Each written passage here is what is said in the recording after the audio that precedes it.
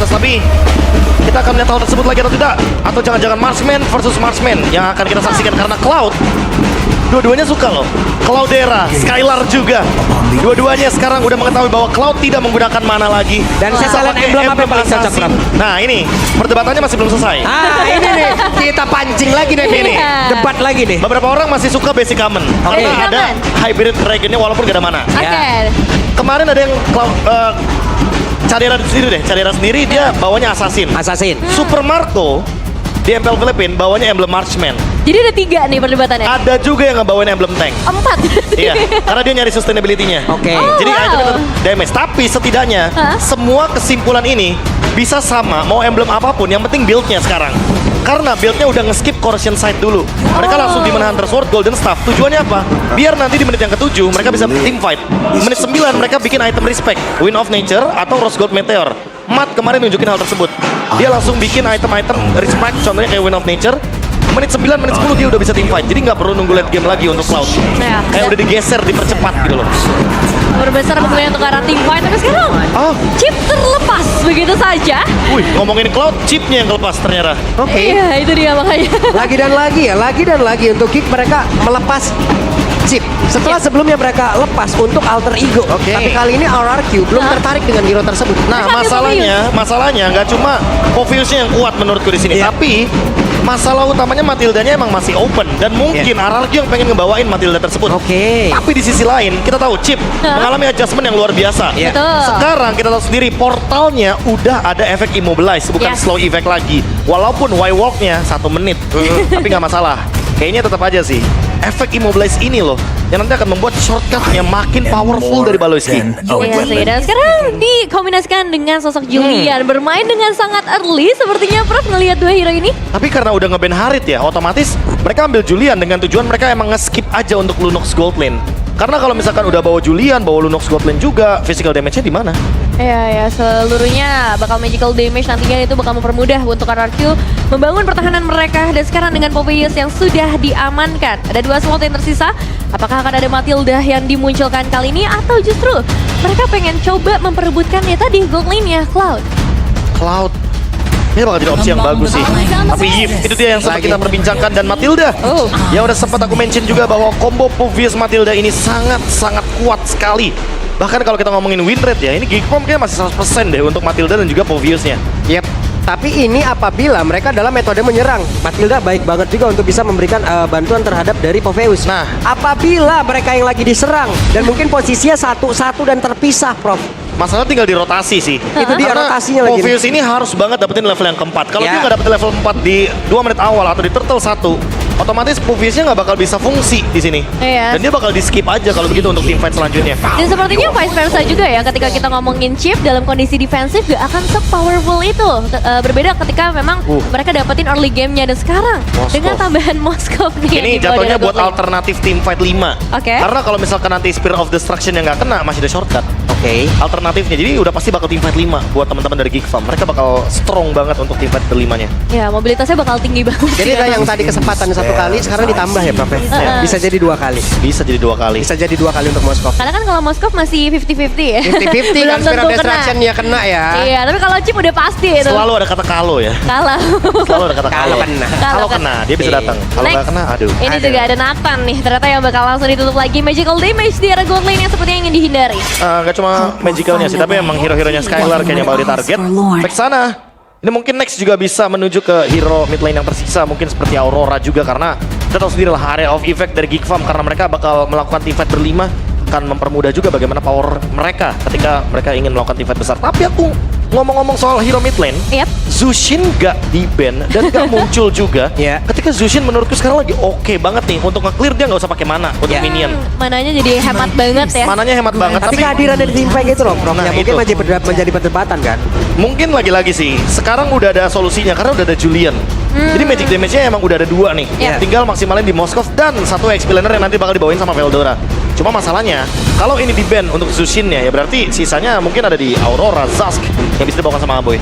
Ya, dan sebenarnya Valentina juga masih terbuka sih sejauh ini. Kita tahu ada ultimate nanti yang bisa diambil juga oleh sosok Valentinanya. Jadi let's see untuk RRQ pilihan mereka akan lebih ke arah mana. Mempertimbangkan masih ada sisi XP juga yang terbuka. Yep. Plus kalau kayak begini berarti yang terlihat adalah untuk Karar Kyoshi mereka masih on the track dari strateginya Prof ya. Karena kan Iya. kita sering banget ngelihat apabila ada chip, kita selalu menyarankan Carmilla dan Carmilla gitu loh untuk bisa menghalau itu semua. Tapi ternyata mereka masih tetap loh. Mereka masih tetap dengan Matildanya sesuai dengan apa yang mereka rencanakan. Karena jangan-jangan seperti yang kita tahu ya bahwa memang RR Kyoshi ini bermain dengan metode tank jungle juga. Jangan-jangan Carmillanya yang di jungle. Oh, bisa sih. Mereka satu-satunya tim yang masih bawain tank jungle loh soalnya. Iya juga ya, masih ada kemungkinan nanti untuk Carmilla-nya muncul. Tapi kayaknya di skip dulu nih Nevin karena udah ada Valentina yang diamankan. Ya. Seperti yang kita tahu Bisa di-copy. Carmilla bisa di copy dengan adanya kehadiran dari IMU-nya Valentina. Jadi sangat merugikan sekali kalau misalkan Carmilla masih mau di-pick di sini. Ya, jadi langsung nge-deny untuk Carmilla-nya. Tapi dari RRQ juga mereka tetap harus butuh counter setup mungkin di sisi yang lain. Secara efek sisi yang mereka bawakan lebih ke arah slowing effect saja dari Yev. Terus juga nanti ada dari Matilda. Tinggal damage dealer-nya aja nih yang akan kita saksikan di arah jungler dan juga di arah god lane. Alpha Ixia kah yang akan dibawakan? Yap. Atau Cloud? Dan Cloud ternyata Prof. Wow, Bane. ada Bane. Dia bermain dengan fighters, dia bermain dengan tempo. Yang kita tahu sendiri Bane dari Setsujin ini safe banget dan dia lebih menuju kepada objektif. Sehingga mungkin perang objektif lagi. Using skill di objektif juga. Di Turtle atau Lord itu yang harus digarisbawahi oleh kedua belah tim ini. Walaupun kalau kita melihat dari beberapa hero jungler yang digunakan Setsujin di season 14 ini ya, Yep. band yang mungkin paling menyumbang banyak death-nya ya Prof ya. Iya, iya. Di saat dia menggunakan dari band ini. Ya, tapi lagi-lagi karena permainannya tenang dan gak ada team fight yang gimana-gimana, gak ada invade juga, itu yang ngebuat kayaknya Bane tuh lebih relax gitu loh mainnya menuju ke late game. Oke, dan pilihan terakhir jatuh Wah. ke arah Davis di sisi XP. Oke, untuk hero badan juga ya. Karena Chip bukan tipikal hero yang bisa ngebadanin lama-lama sehingga Tamus adalah solusinya. Kalau ngomongin sisi power, ya mungkin lagi-lagi di sini yang bakal diambil sama Aboy itu akan menentukan tambahan sisi power dari Gigfam. Ya, dan opsinya memang cukup banyak ya. Bahkan dia bisa ambil juga ke arah Bane, ada sisinya, ada damage-nya juga.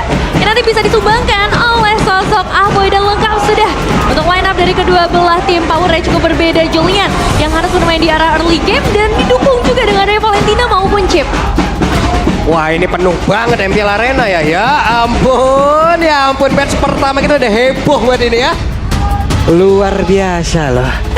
Luar biasa ya, Kingdom dan juga Gigfam Unity. Kali ini bakal jadi match penentuan untuk Kingslayer dan juga Sang Raja. Yap. Jadi itu dia deretan hero yang sudah diamankan oleh masing-masing tim. Misi balas dendam untuk Gigfam di leg yang kedua. Alter Ego dan Dewa sudah merasakan akibatnya. Akankah di game yang pertama bisa mereka ambil dari RR Kyoshi? Jadi untuk mengawali di hari ini MPL Arena, mana suaranya? Wow, ini dia untuk match pertama kita hari ini, game yang pertama juga RR Kyoshi versus Gigfam. Melihat dari pemilihan hero-nya Vincent akan benar-benar diharapkan untuk bisa mendapatkan seluruh monster jungle dengan jauh lebih cepat dan mungkin gak bakal banyak gangguan kecuali dari seorang chipnya nih. Baloy yang akan cukup berani, tapi ya bedanya tadi seperti kata Prof KB juga, Y-Walk yang akan butuh 60 detik. Ya, ini Y-Walk-nya nggak bisa buru-buru ya, Yap. kayak di patch yang sebelumnya karena dari 20 detik tiba-tiba sekarang jadi 60 detik, lama banget tentunya. Tapi Baloy dalam keadaan yang sangat-sangat low HP, Baloy mengejutkan tadi ya. Ya, dan cukup berani memang dengan nyawa yang terbatas, bahkan ngerti Oke, Baloy. First blood menjadi milik dari Setsujin. Kelikan juga udah dibuka masalahnya, jadi emang udah nggak ada escape skills lagi, dan itu ngebuat kerugian jatuh ke tangan Gigfam. 4 Quantum Charge. Dan Aboy juga Waduh, Aboy. hampir terpick off dengan adanya Void Blast. Tapi kalau kita ngomongin soal minion ya mau nggak mau dari Gigfam bakal melepaskan minion di mid lane. Karena tadi chipnya udah terkena first blood juga dan itu akan mengganggu bagaimana keseimbangan dari mid lane-nya. Yep, sementara sekarang Setsujin belum menyentuh di level 4-nya. Dia harus mengamankan lagi karena satu monster jungle dan itu berdekatan loh, bro. Ya. Selain juga Dairon butuh banget level 4 sebenarnya. Oke. Dan sekarang Skylar udah mendapatkan satu hantaman tadi. Sementara Vincentnya mulai mendekat dengan adanya pergerakan dari Idok dan juga Setsujin hampir saja. Yap, masih belum bisa ya untuk di awal pastinya karena banyak source skills dari Vincent yang masih bisa disimpan dengan baik juga. Perebutan yang menarik di arah gold lane antara monster dan juga cloud, tapi di arah mid lane gak kalah menarik ketika Baloy bakal coba untuk dapetin leveling yang keempat terlebih dahulu, memperkeruh suasana di area turtle. Yap, dan Dairon juga udah level 4 siap untuk bisa bergabung, tapi ternyata turtle-nya berhasil diamankan oleh Vincent. Nah, Retribution dari Setsujin belum ready sebenarnya untuk ngelakuin team fight. Karena di bagian top lane tadi udah sempat dia gunakan ketika bertemu dengan Vincent. Dan itu yang membuat free turtle untuk Geek Fam kali ini. Ya, dan secara historis memang Rins mendapatkan 3 kali kemenangan dengan Nymphnya. Jadi emang track record yang bagus sejauh ini. Tinggal kita tunggu saja untuk di game kali ini apakah power dari ultimate seorang Nymph sendiri. Reward manipulation masih bisa memanipulasi para pemain dari Geek Fam. Di sisi lain kalau kita ngomongin soal chip yang dilepaskan, ini membuat satu rotasi baru. Kemana dia? Ada di bagian bawah dan sepertinya mereka siap untuk bisa mendapatkan lagi ke arah dari daerah di mana sekarang daerahnya sendirian mereka bisa pisah. Tapi masih ada pergerakan di daerah dan di mana dirinya dikeroyok. Namun untuk sekarang ada satu blazing duet yang datang untuk bisa mengajukan dan bahkan kembali lagi ke posisi semula. Battle Mirror Image itu yang membuat dia kembali lagi. Dengan adanya teleportation yang ditemukan, Cadera malah membuka jalan untuk Skylar datang ke bawah. Wah, itu terlalu jauh sih. Tapi sekarang memang kalau kita ngomongin dari arah objektif, pertukaran terjadi. Di arah top lane ada pentingan gold yang akan habis. Tapi hati-hati juga untuk seorang Cadera. Karena meskipun ada Balai di bagian belakang, tapi sepertinya Balai yang akan terjebak. Ya, dan sekarang Baloyski terjebak sendirian. Bisakah dia selamat? Dan barusan adalah potret dari plus 1 juta IQ tadi dari Skylar tuh ya. Dia taruh di BMI-nya, dia pergi dengan portal. Udah pasti, itu udah pernah ditunjukkan juga waktu Cloud Luoyi dulu kombonya. Wets berimbang nih sepertinya nih ya antara RRQ dan juga Kick. Betul sekali. Dua. Oh, 4 berbanding 2. Oke. Dan real world manipulation dikeluarkan Hidok. Menjadi korban. Yap, itu dia satu korban yang harus tumbangkan dengan satu buah flicker juga yang sudah tertrigger pastinya. Pertukaran objektif lagi dan turtle yang kedua ini akan cukup mencekam sih untuk RRQ Hoshi. Mengingat Iya. setup udah melakukan. Masalahnya walaupun tadi dapetin platingan di top lane, tapi goldnya dipegang sama Geek Fam. Karena ditukar di bawah juga. Dan itu dia portal. Waduh, dikeroyok bisa dong ini bawa pergi ke arah mana tuh sedikit lagi yang tersisa. Bisakah dia selamat tapi ternyata tidak karena Rinsya terkapar bersama dengan Sun Sujin walaupun balas dia berhasil diamankan tapi Vincent menjadi korban pula ditabrakin lagi Aboynya pergi ke arah mana. Aboynya masih berhasil selamat. Sejauh ini masih ada Dairan di belakangnya. Coba lihat. Dairan benar-benar mengamuk. 3 pemain berhasil dihilangkan dan Dailan tidak ada yang bisa menghentikannya sama sekali, bro. Wah, ini lagi-lagi sih Fuvius ketika sudah mendapatkan Infernal Pursuit, dia bakal strong banget. Dan ditambah dengan Matilda, dia makin strong juga karena ada shield dan Foro. Tapi wah, masih lebih dan sekarang Veldoranya langsung maju ke bagian terdepan dengan satu sinking eagle tadi yang udah auto tapi totalnya berhasil lagi diamankan. Hingga keadaan dari Susun Balestinya berhasil dihancurkan tapi Idok pun menjadi korban dan sekarang pergerakan dari Veldora sendirian terjebak di kandang dari sang raja. Bagi ke arah mana Veldora? Hey, gocek tipis-tipis dan selesai. Tapi masalahnya pula bottom lane-nya juga dihancurkan. Cadera mendapatkan 2 turret sekaligus. Wah, ini nggak ada yang berhenti sama sekali sih. Tempo yang terlalu tinggi dan sebenarnya dari Cadera ini jadi satu plus poin banget buat Geek Fam. Mereka akan segera mengejar juga ketertinggalan goldnya. Dan sekarang waktunya untuk RRQ juga mulai memperhatikan turret objektif mereka. Dapat objektif dari Turtle. Dapetin top lane juga tapi masih kalau ngomongin gold, teman-teman bisa lihat sendiri, ini Geek Fam sedikit leading sebenarnya, tapi akhirnya disusul pelan-pelan gara-gara sharing gold barusan. Dan kalau kita lihat dari next itemnya itu dia, Demon Hunter Sword langsung golden staff buat Cloud sekarang. Jadi emang pengen banget team fight di menit yang ke-7. Dan itu yang mungkin dicari sama RRQ juga dengan Bane yang cukup stabil dari Setsujin. Ya, Glowing One di tangan dari seorang Rins juga udah ada di sana. Jadi gak heran kalau misalnya kita ngomongin ke arah damage, Baleski harus lebih berhati-hati. Tapi Aboy, waduh, Aboynya terjebak sendirian dikejar habis-habisan. Aboy mau pergi ke arah mana? Aboy!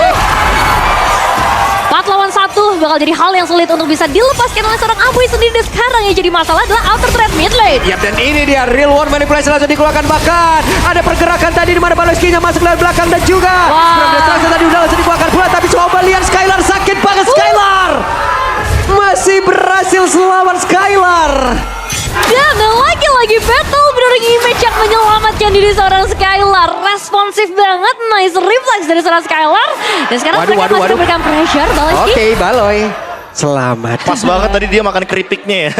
Di momen ketika ada Idok dan juga ada Setsujin yang ingin mencoba untuk melakukan sandwich di sana.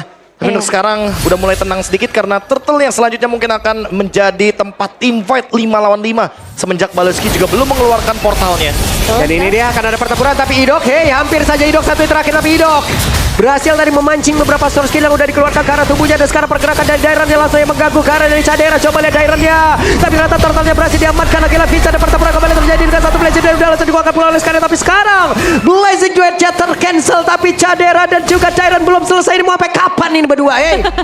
Belum ada yang bisa take down kecuali Veldora. Yap, itu dia Veldora. selesai. Oh, nggak ada bener-bener damage. Decline Skylar. Surprise! Langsung didatangkan oleh seorang Baliki. Dairan pun hadir kembali. Dairan masih ingin lebih. Dairan coba lihat tapi Baloy kembali ngemil. Ya, kembali dengan chipsnya mengembalikan beberapa HP barnya. Tapi ini nice play sih dari Baloyski karena mereka berhasil ngedapetin Skylar, sosok gold laner yang begitu mahal dengan 3 poin eliminasi yang sudah diamankan. Wah, Baloy sih darahnya bener-bener langsung setengah lagi. Dairon langsung kayak, oke, aku urungkan niatku. Gak jadi. Mundur dulu ya. Karena nggak mungkin bisa di instant kill. Jadi sisi lain gara-gara tadi ya, Skylar yang tertangkap. Pas banget Battle Mirror image-nya udah nggak ada di bagian mid lane. Otomatis portal dari chipnya bakal langsung ngerespon dengan cepat.